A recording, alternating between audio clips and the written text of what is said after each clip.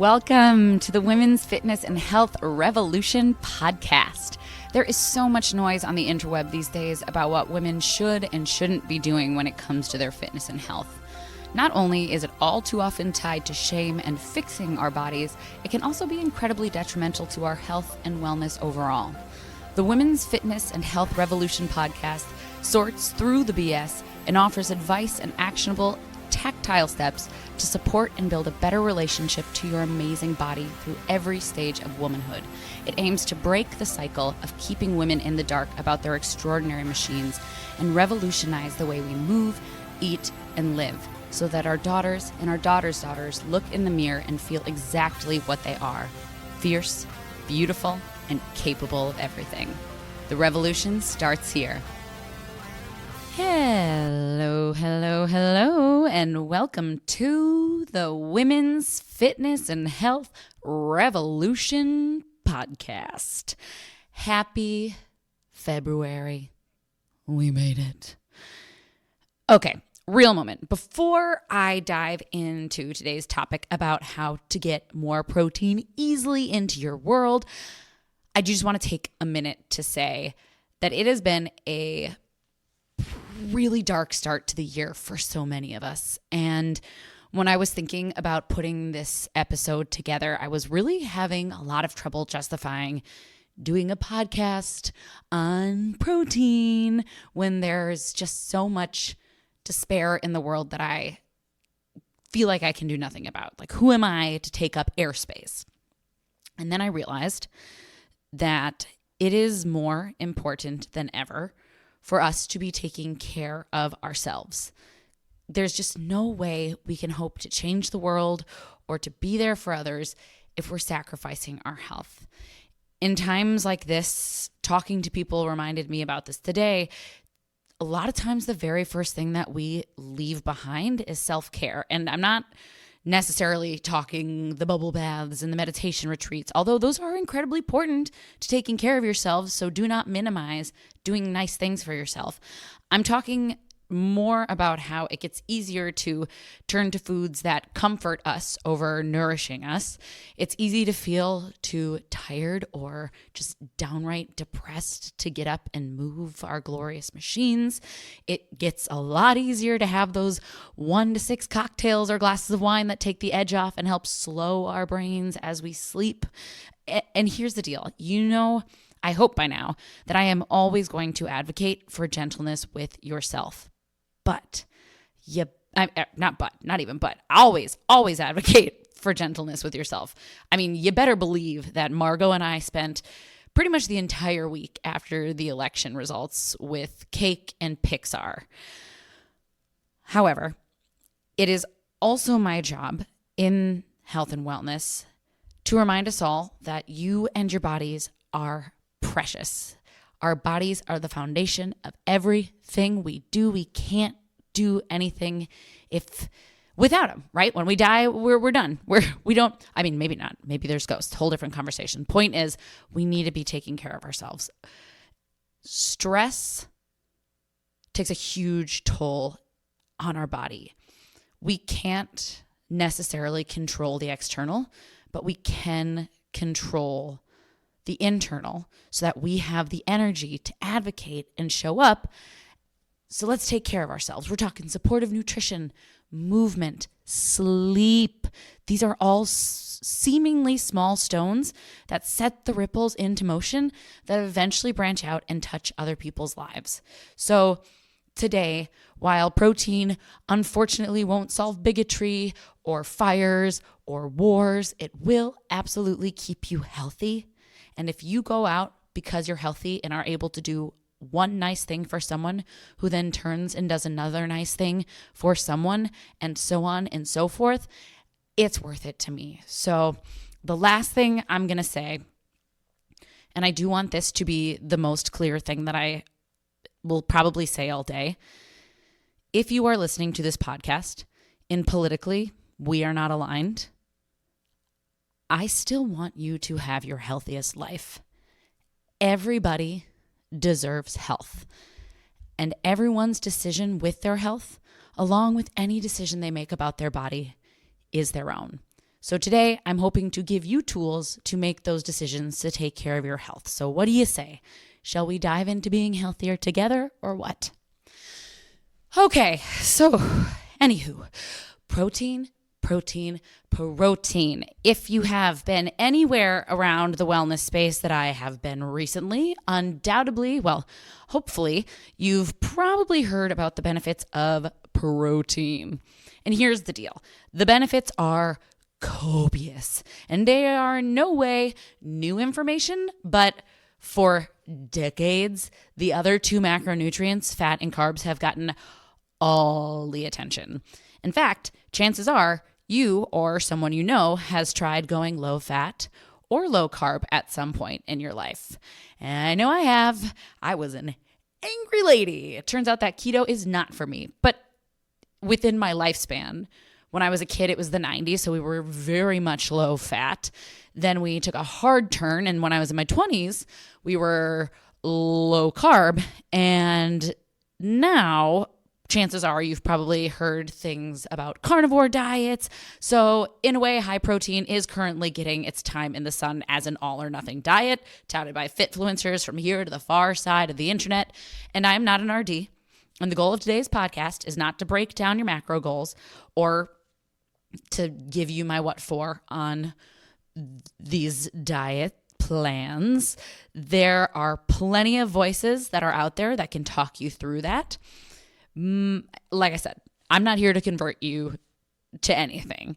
If you are curious on my hot take about such things, please feel free to reach out to me at kinsey.diamond@gmail.com or on Instagram at kinsey.does.thefitness, and I would be happy to chat. But today, I just want to talk about how to work protein into a more holistic approach to eating.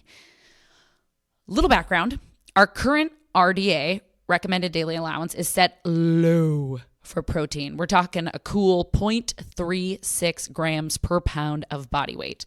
For a lass, let's say that weighs 150 pounds, that is 54 grams of protein, which is not much. The important thing to keep in mind when considering the RDA is that recommended daily dosage is prescribed as the lowest floor. It is nowhere near the ceiling. It is the lowest minimum amount of protein our body needs to not shut down. In terms of performance, muscle build, optimizing daily living, and healthy, magnificent aging, it is not nearly enough. It's just not cutting it. And I don't know about you, but my goal in life is certainly, with everything, not to sneak by, right? Your girl is trying to thrive in all aspects of her life, including protein intake. I want energy in my day. I want to experience the world. I want control of my cognitive and muscular function right up to the end until I drop. So when we are thinking in terms of not just survival, but optimization, we really want to aim more for that 0.8 to 1 gram of ideal pound of body weight. And as we get older, we want to actually lean into the higher side of that still. Not only do we have that higher rate of muscle loss as we age, so we need protein for that sweet, sweet muscle protein synthesis, it also becomes much harder for our bodies to actually process and utilize the amino acids in said protein. So we've got to up the dosage. But eating that much protein right off the bat is a pretty hard pill to swallow. And both with the decrease in appetite and the desensitization of our taste buds as we age, protein, studies have showed, can be less and less enticing to elderly populations, which, I mean, there's a reason Jell-O pops off in nursing homes, which do not get me started on that. Anywho, let's go back to that same 150-pound woman. If she were trying to hit her optimal protein levels, that 0.8 to 1 gram, we'd be looking closer to 120 to 150 grams of protein daily. I know. Oftentimes when I say this little piece of info to people, I just sort of watch their eyes glaze over and then fill with that thought that looks like they're thinking, the next thing that comes out of my mouth is going to be something to make her stop talking. And also there's absolutely no way I am going to or am able to hit that amount of protein. But I promise you, it doesn't have to be so hard. It doesn't have to be expensive. And it doesn't have to be all at once. Like any new habit, which is what this is, eating more protein is a habit. It takes consistent practice.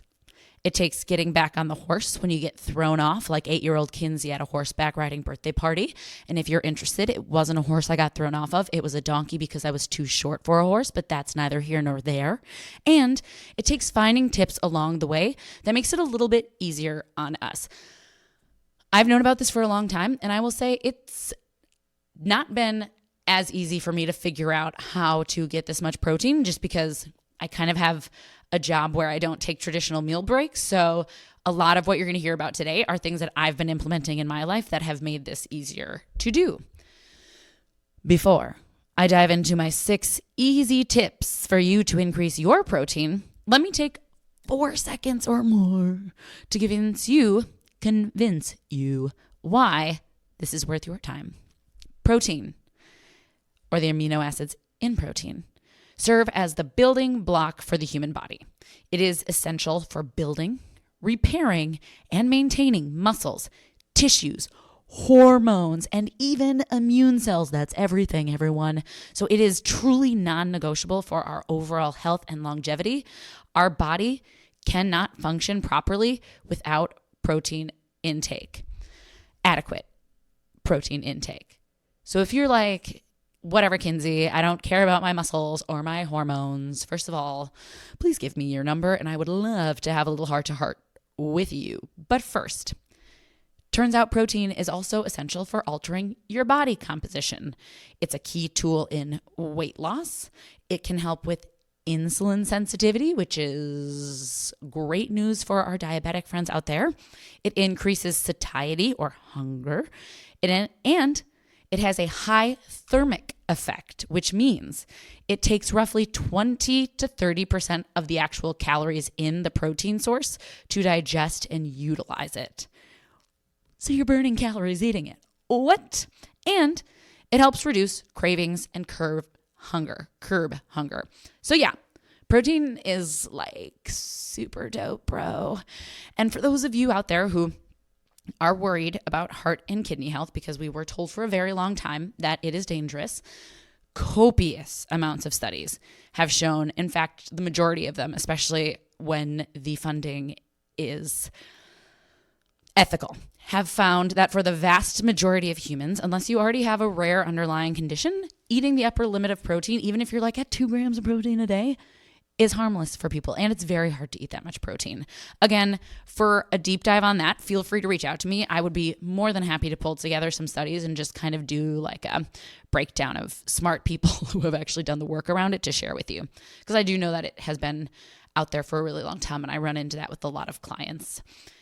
So for the sake of today's episode, let's just say that you are convinced that you need protein. It is absolutely essential and you are looking to increase it. Huzzah! So let's go ahead and talk 6, not 1, not 3, but 6 easy strategies.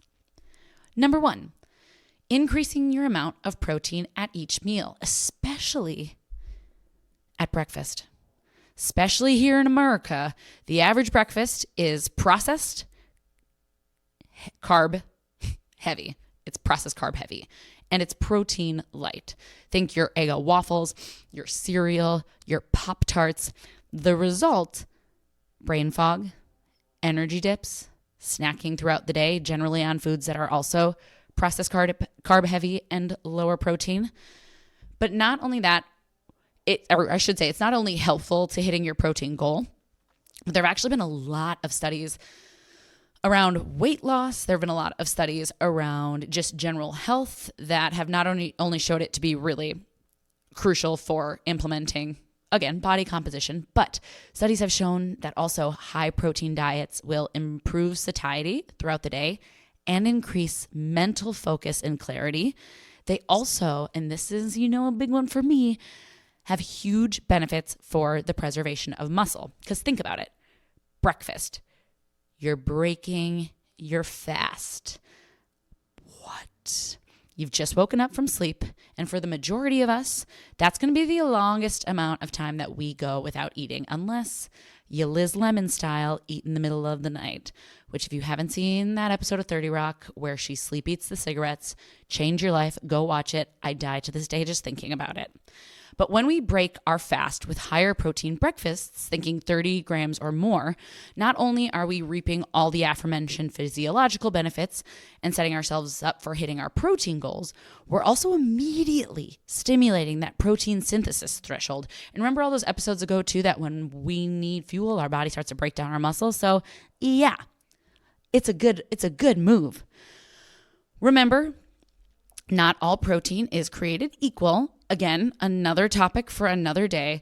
But to boil it down and just kind of make it simple, I'm talking ideally whole food sources here. So thinking eggs, 3 or more, because there's 6 to 7 grams of protein there. So you need at least 3 to hit 18 grams, and then, throw a little extra protein on there. And non-traditional breakfasts. So breakfast for lunch, if you have leftover chicken, steak, etc. We also like to do a lot of fun scrambles. Get creative, have a little fun with it. I did a whole blog a while ago on my top breakfast ideas that I'll go ahead and put in the show notes if you want some jumping off points. Lately at work, because I have a hard time stopping what I'm doing to eat, that is something I'm working on this year. Hello, workaholism acknowledgement. I have been making a lot of smoothies, right? I make them super duper action packed and high protein so that even if we have a lot of back-to-back classes, I have no excuse because I can just sip it up. And I'm not talking like protein powder and water. I'm talking like protein powder, lots of veggies, peanut butter, sweet potatoes, something that's like a meal, right? Because I'm setting myself up for success first meal of the day. For a lot of folks, this one, adding protein to each of your meals, especially breakfast, is a huge switch and makes one of the biggest impacts to their overall health and body comp goals. So if you take nothing else away from this, that is a wonderful, wonderful starting point. Okay, 2, add in high protein snacks. Let's do the math. Let's say that on the low end, we're getting 30 grams of protein at every meal. TBH, I encourage you to find ways to sneak it up eventually. But if we're doing 30 grams at 3 meals, we're looking at 90 grams of protein so far. So for our goal of that woman who is 150 pounds, our goal is 150 grams of protein. We're still 60 grams shy. Yikes. No wonder this can feel so daunting. And like I said, I felt very daunted.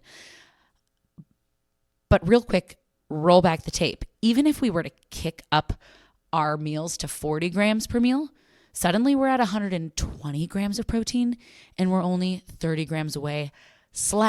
We're at that lower limit of our optimal protein intake. So you can see how crucial or how big a role it plays increasing at those meals. But high protein snacks are one of my favorite options to dial up your protein throughout the day. The trick with pre-made industry protein snacks, and I know it's a sensitive topic, but we just gotta call it for what it is that they are full of a lot of junk, right? Because they're being sold. They want you to eat lots of them. And if body composition is on your to-do list, or if you're looking to increase your insulin sensitivity, and I'm looking at you, my ladies in perimenopause and beyond, those pre-made industry protein snacks, a lot of them actually end up being counterproductive options.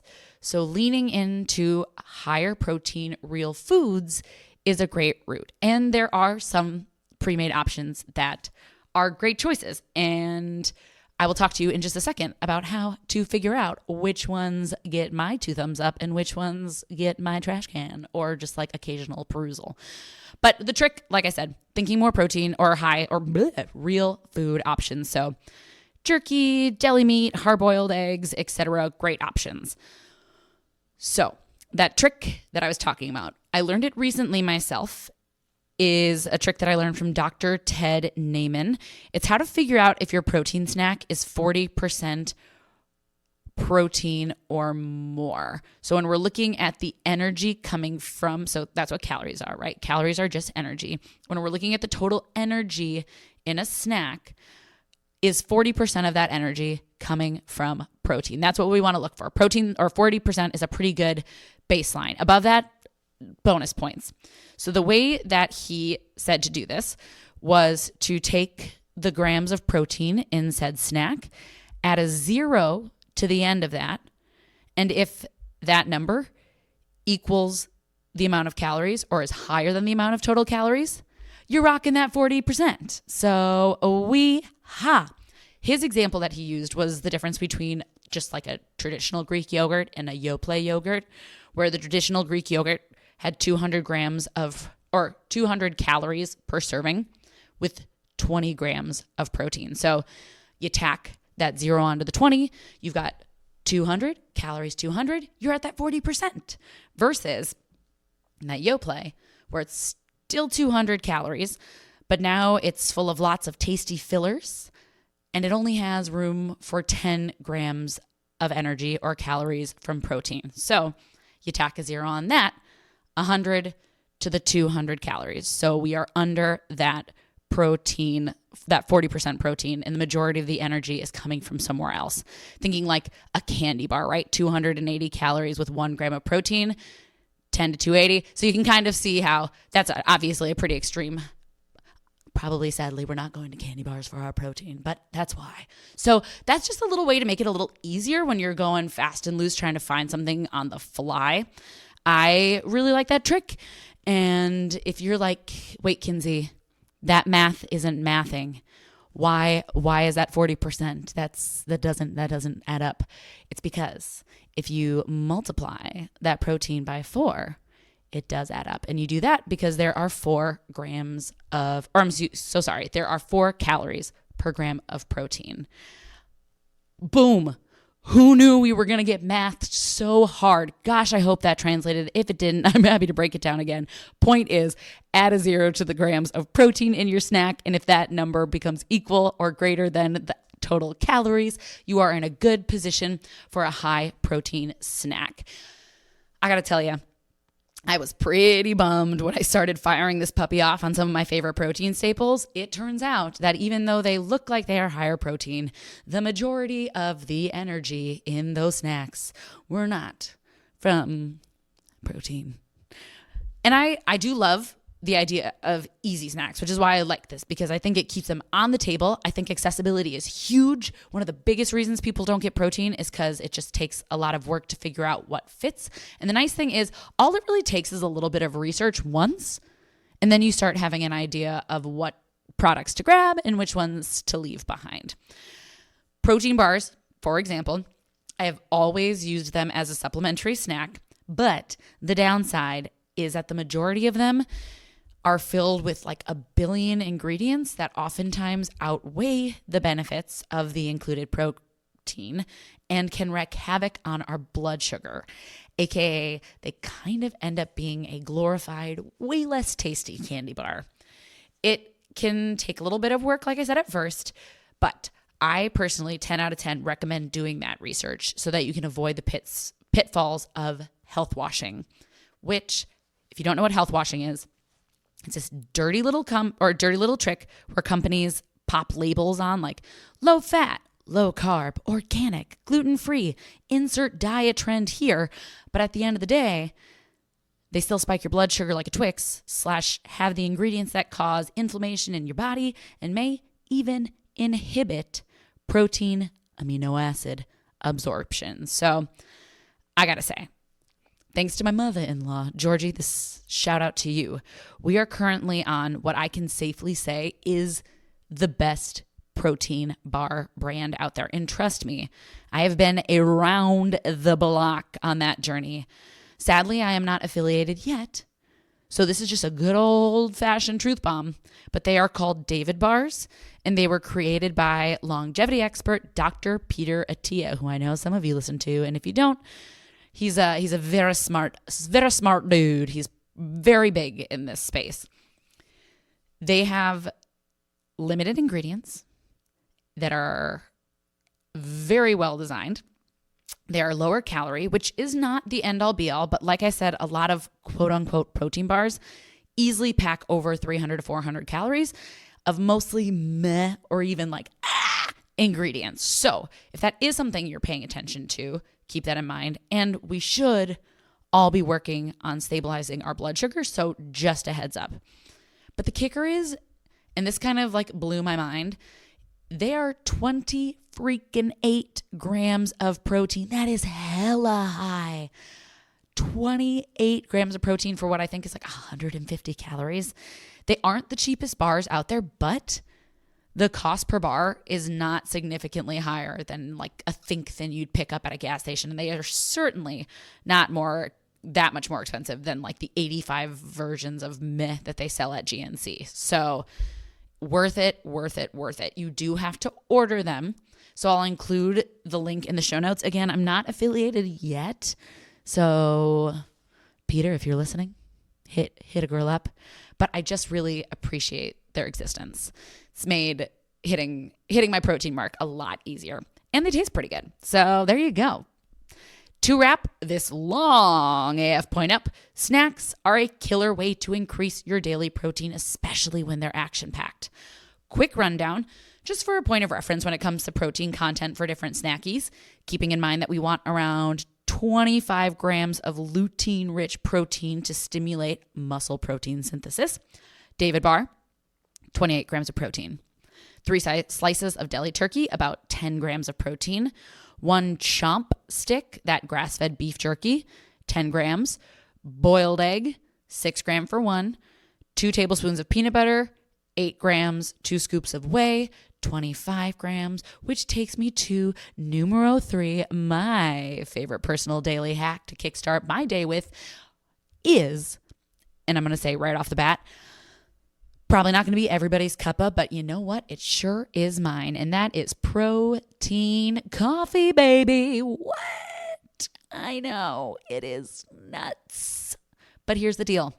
My world, before I got into fitness, I was acting and I was doing restaurants, and my days started when I woke up at 10 a.m. and lasted until, I don't know, a long time. Hard pivot. About 10 years ago when I switched full-time to Le Fitness, my mornings in the past 10 years have started getting earlier and earlier and earlier. And now we're up to 2-ish days a week where I get up at a cool 3:20 a.m. My point, other than that I desperately want you to be impressed, is that that's pretty freaking early. Early enough that while breakfast is straight up my favorite meal of the day, your girl is not going to be hungry for a while. I'm talking like probably hours, maybe like 5. I get hungry for breakfast like 7, 8 a.m. And there's going to be a lot of action happening in those 5 hours. Either I'm coaching classes or I'm working the desk. I'm on my feet. I'm doing the most, right? So my go-to recipe, personally, is I start by blending 1 to 2 tablespoons, I don't really measure, but that's probably about right, of coconut oil for creamy, yummy MCTs. And then I add in 2 scoops of protein. And just like that, hours before most of the world is awake, I'm already 25 grams of protein up on my daily protein goal. Similar to protein bars, not all protein powders are created equally. If you're interested in a deep dive, you know I already did an entire episode on protein powders, so you know I love to nerd out. Go check it out. I'm going to drop that one in the show notes. But just quick, as far as whey protein goes, which is what I do put in my coffee, because studies have shown time and time again that is the top of the mountain when it comes to getting amino acid quality and bioavailability. Just saying that right off the bat, I'm going to acknowledge that it doesn't fit into everybody's nutrition plan and not everybody's tummy can tolerate it, which is also why I like this one, because my stomach hates a lot of whey, but it doesn't hate this one. My go-to brand for the last 10-ish years has been Naked Whey. It's the cleanest one that I've found on the market. There's no fake filler tastes, and it is super high in leucine, that amino acid responsible to kickstart muscle protein synthesis. In terms of vegan, when I was feeling bad and bougie, my go-to was Organifi. And if you're vegan or vegetarian, I still recommend investing in this option as the primary protein source because it's well-sourced, it's environmentally ethical, and most important for bioavailability when you're getting the most bang for your buck with actual amino acid is that it includes a variety of protein sources and digestive enzymes to break down and help you utilize them better. Today, because I use whey as my primary, when I use a vegan protein, which I use really only for baking and smoothies because it's a little more delicious, I use Orgain. It's a little cheaper. I can get it at Costco and Target, and it just, like I said, isn't my primary source of protein. Again, check out that full episode that I did before for mas, but that's my elevator pitch. Again, the big thing with protein powder and really all supplements is that we should be using them exactly in that manner, right? As supplements, and ideally not relying solely on them for all of our daily protein. Animal-based products and whole food approaches should still be the bulk of our protein, thinking in those 3 meals, or at least a hefty amount. Why, you ask? Simply put, whole foods have a slew of other nutrients involved. There's this really great recent episode of the Dr. Gabrielle Lyons podcast interviewing Dr. Stephen Van Vliet, I believe.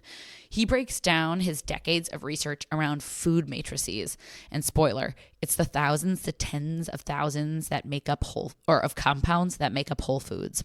And even as someone, I'm talking about me, who has been in this health world for a really long time, this episode broke down a lot of reasons why whole food diets truly are irreplaceable in a way that I had never really heard or understood before. So again, ABL, always be learning. So I'm going to go ahead and link that episode in the show notes for you to have your mind blown. But for the purposes of this little episode, protein powder and supplements are excellent ways to add additions to your whole food diet, especially when it comes to making our daily protein goals more achievable.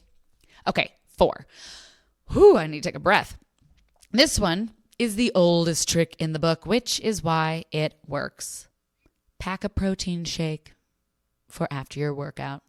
Hey, meatheads, how you living?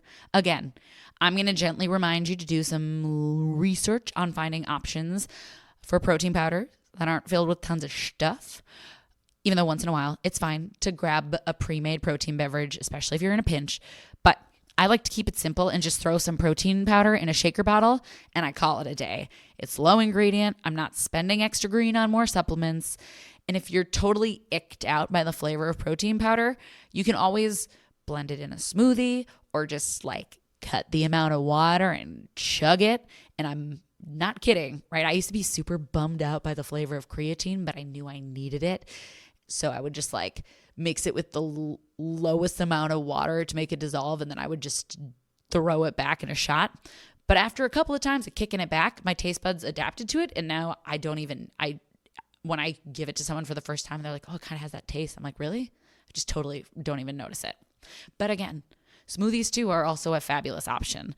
Like I said, that's been my big go-to in the morning. Post-workout smoothie does not have to look as aggressive as my morning smoothie because, again, this one is less of a meal and more of a supplemental snacky. When we are making protein smoothies after a more intense workout, so thinking like a 60-minute lift session, etc., think about giving yourself a ratio of 2-to-1 carb to protein so you're still giving your body some carbies to refuel. Okay, 5. Got a sweet tooth? This one's for us, because I do. When people are like, hey, Kinsey, what do you prefer, sweet or salty? I'm like, get out of here. I want them both. So, got a sweet tooth? I got you. We are going to swap out standard desserts with protein-forward options. And here's the cool thing. When you make these at home, they do not taste as lame as the ones that you buy out in the store. Honestly, I blame a lot of those Slim Fast. And what was that green package? Well snacks. Oh, Snackwell. I blame those for creating gross tasting, yummy looking foods for why people think that healthy foods are disgusting, especially since Snackwell is not even good for you. Anyway, I digress. Point is, when you make them at home, they taste bomb. And a lot of times you don't even taste the protein in them. And because they're such a hit, there are roughly 800 million and one recipes already out there for you now on the good old interwebs. So if you go search high protein desserts, have a field day. Again, obviously we're not replacing meals, sadly, but if you know you're already going to have a sweet treat anyway, why not get some protein while you're at it? Currently, we have two real big go-tos. The first one is our yogurt treats, which is what we lovingly call Greek yogurt mixed with protein powder, frozen berries, and chocolate chips. Sometimes other things, but that's really like the tried and true recipe. We used to freeze them, so they were more like frozen yogurt, but I definitely am too impatient for that. And now I just like make them and I'm like, let's go. And they're still delicious. We also, me also make batches of high protein pumpkin muffins like every week, sometimes twice a week. These are really good for breakfast editions also, especially if you're trying to transition away from that traditional American high carb breakfast. They're also really great workout snacks. I've officially got my whole family on these puppies. Literally, my mom is making a batch as I write this episode. Hi, Mom. I have been trying to perfect this particular recipe because you know I love my PSL in the form of a muffin for about 10 years. And I finally found like the absolute hands down, it's just stupid that I've ever tried anything else winner from a food blog called Hello Spoonful. I'm going to put the recipe in the show notes because it literally like most of the time I'll make recipes, but I'll kind of alter it and make my own thing. I don't change a thing. This is perfection. And I will say this blog has a lot of really good looking protein yum-yums. I haven't tried them because once I find something that I love, I never stray.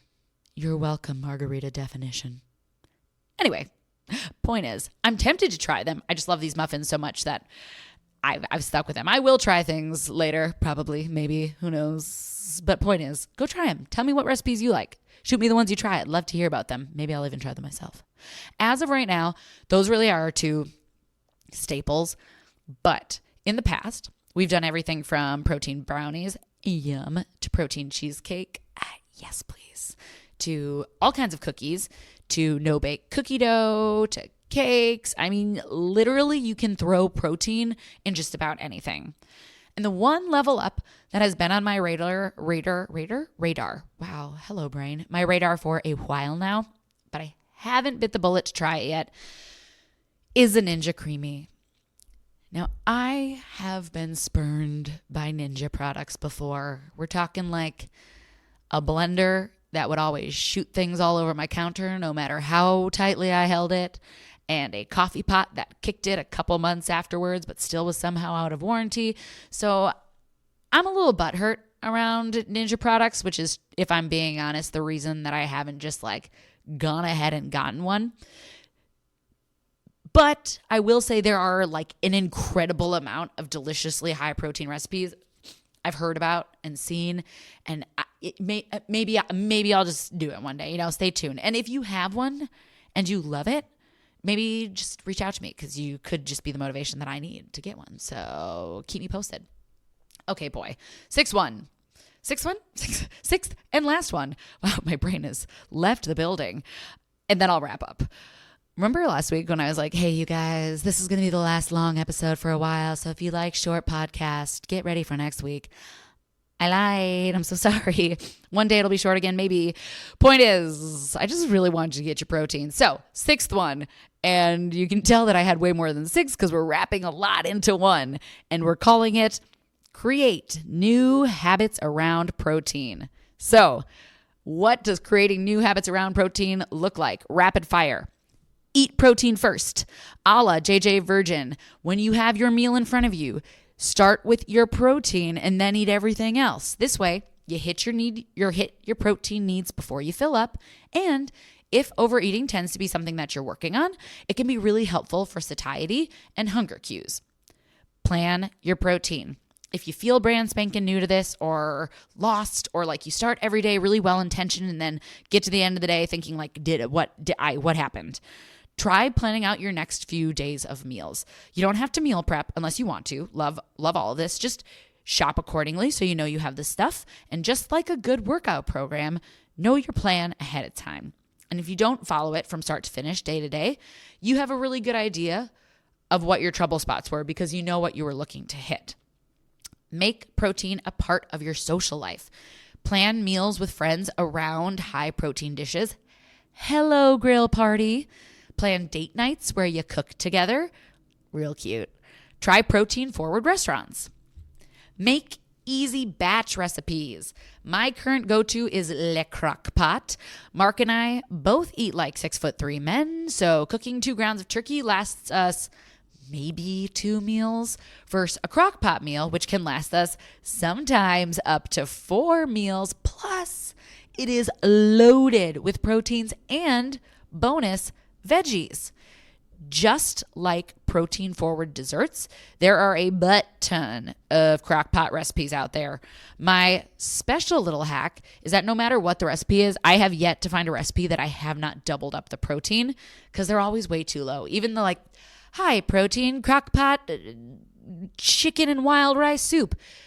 It's not that high protein. I double up your protein. Your crock pot can handle it. And finally, with habits, have fun. Right? The fastest way we stop doing something is making it miserable. We don't have to be perfect, ever. Good news. Life is a journey, so have fun exploring what works and honestly have fun exploring what doesn't work. If you have an experience that's anything similar to mine, it's going to be a longer process than probably what we want it to be, but along the way, you'll no doubt find many a favorite recipe and your staples when it comes to those easy snacks. Okay. Wow, we did it. Those, my beautiful friends, are your 6 easy tips to increase your daily protein. 1, increase your amount of protein at each meal, especially at breakfast. 2, add in high protein snacks. 3, protein coffee. Yum. 4, pack a protein shake for after your workout. 5, swap out standard desserts with protein forward options. And 6, create new habits around protein because you and your body are so stinking worth it. As always, I cannot thank you enough for taking the time to hang out with me today, and more importantly, to invest your precious time into learning about how to support your amazing machine. If you got something out of this podcast, it would absolutely mean the world to me if you took 3 seconds to subscribe, share with a friend or on social, and maybe, just maybe, even leave a review. I'm a wee baby podcast, and it's totally grassroots, and sharing in that way is really how we get to share this revolution of health and wellness for our amazing bodies. So thank you from the bottom of me heart. Until next time, my amazing humans, please take care of yourself and the people around you. Aroo!